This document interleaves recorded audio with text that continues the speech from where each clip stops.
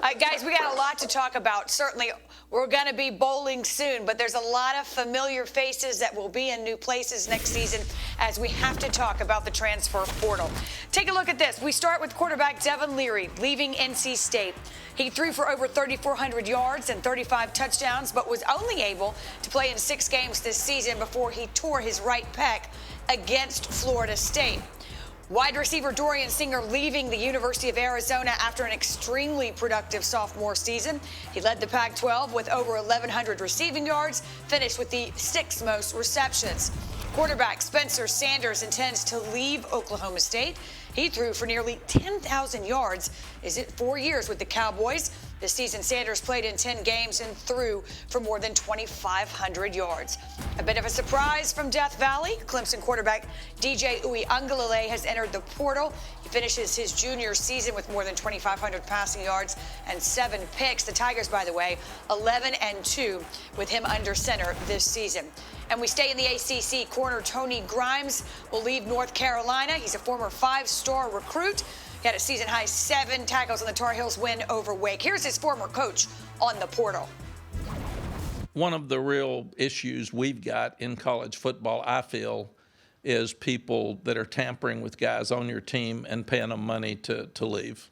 And it's an issue that needs to get stopped. And before, you could call it tampering. Now you've got agents, you've got third parties, you've got high school coaches. So I've just told our players, if somebody's calling you and trying to get you to go, let me know. Let me know who they are. I sat down to lunch with one of our starters the other day, and I said, are you getting calls? He said, oh, Coach, I got 15 places I can go. And he said, I'm not going anywhere. And I said, are they offering you money? He said, yes. You guys, this is a whole can of worms, and I understand there's certainly some advantages for players who can move on the same way head coaches can who've recruited them, Lugs. But listen, anytime you have a change like this, you're going to have some unforeseen issues. And I got to tell you, if you've got all of this going on for a player, I'm not sure how they focus on the team and the task at hand. Well, they're likely not overly worried about the team or the task at hand. I think if you look at over the last almost 72 hours now, well over 1,000 players into the transfer portal. And for a player like a Tony Grimes, a Devin Leary, maybe a Deshaun McCullough, the defensive edge rusher at Indiana, and some other names that have gone into portal. Sure, they're going to have some places. They're a proven commodity.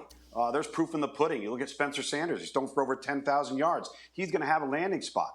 But the vast majority of the number of these kids are not. And when the music stops, they're going to be left without a chair. And I think that's what's really concerning here is for college programs and coaches, you're having to not only go out and recruit and make decisions at the high school level, you're going to have to make decisions within your own team. Now, I think some of these transfer portal entries also have to do with a mutual arrangement of saying, yep, it's probably time for you to go. And the player says, well, I got to go find something else. And it's going to get worse before it gets better. There's no question about that.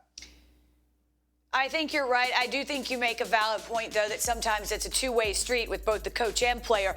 Entering Wednesday, we have seen 1,050 different players enter the transfer portal. 750 of those have been scholarship players. Guys, if you do the math, I mean, you see what can happen. Expect that number to rise. And keep in mind, more than 3,000 FBS players entered the portal last year. Here's more from Mack Brown. I told our guys we'll have some leave on Monday, and here we are playing in a championship game on Saturday. We won't get to see them Sunday, and on Monday they can enter the portal. So I've told our guys, if you want to leave, just let us know, and we'll try to help you.